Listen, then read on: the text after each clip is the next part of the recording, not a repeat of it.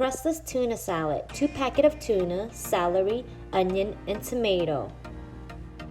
Half of a celery stick diced up, tomato, and a quarter of sweet onion also diced up. 2 packets of white tuna chunk. Add in your celery, tomato, and onion.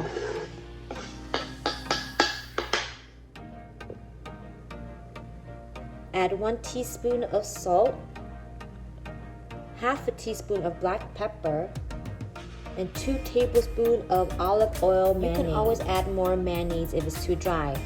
Now mix well and make sure to taste it and add any salt and pepper if needed. Look, all done. I'm gonna have a tuna salad with some mixed greens and chopped up onions, 2 pieces of wheat white bread or any bread of your liking, 1 tablespoon of our tuna salad. Make sure to put your bread on lightly. Don't press it too hard. You're gonna use a small glass cup. Press it down with a little pressure and move it around until it cuts off and seal the edges. Look, cute, right? There you go. Can't wait to try it. I'm gonna have it with some flexi chips and some fresh butterfly pea tea flour and some lemongrass tea. Enjoy!